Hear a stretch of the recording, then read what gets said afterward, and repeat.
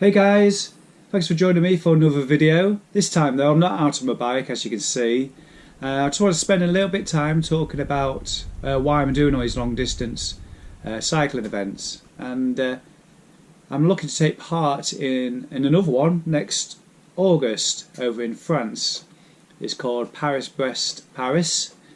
It takes place between the 18th and the 22nd of August. And you leave just on the outskirts of the French capital in a village called Saint-Quentin-Yvelines. Well, that's normally where it starts from, but this year it actually starts from another village nearby, Rambouillet. As for the ride itself, it's a 1200-kilometre ride from Paris to Brest and then back again along the same route. It's a ride that first started in 1891, which is almost as old as the bicycle itself, I guess.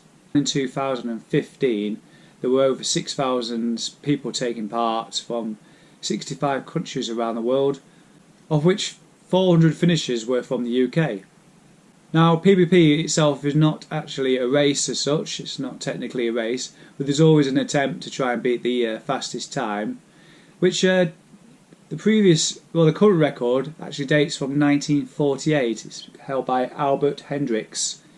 He completed it in a time of 41 hours, 36 minutes and 42 seconds. That's a time I'm not looking to get anywhere near. It's on the subject of times. Now, how this always works is you get to choose how long a time limit. You can either pick from 80, 84 or 90. Now, you expect that most people would just go for 90, and that certainly is the case, but if you choose 90, you have to leave at 6 PM on the Sunday evening, or if you go for the 80, you start at 4 PM on the Sunday. I'm actually going to go for the 84-hour time limit, because you start at 5 AM on the Monday.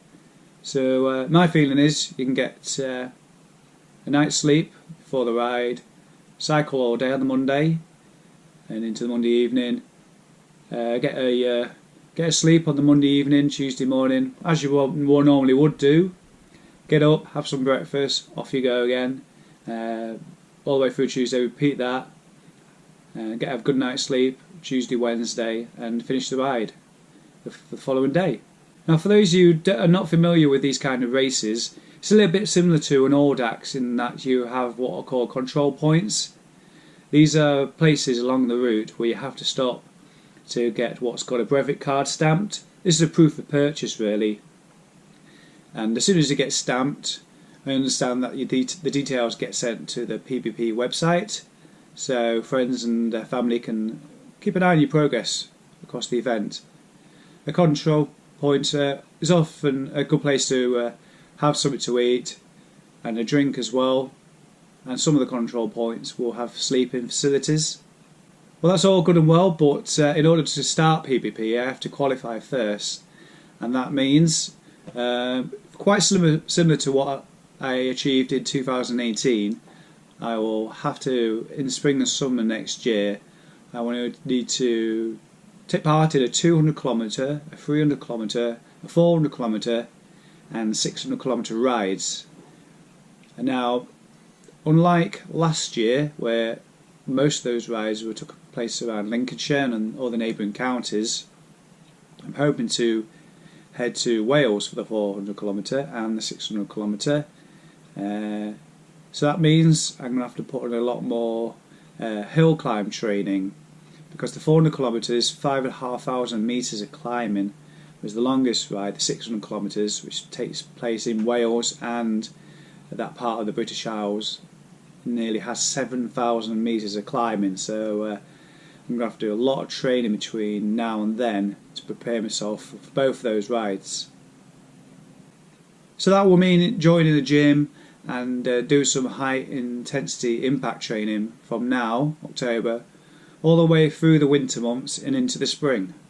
Well, I hope that's explained a little bit more why I'm doing all these long distance rides, and if you've got any questions, do put them in the comments area below this video, and if you've enjoyed this video, give me the thumbs up, perhaps consider subscribing to my channel. That's it for now then. I'll see you in the next video.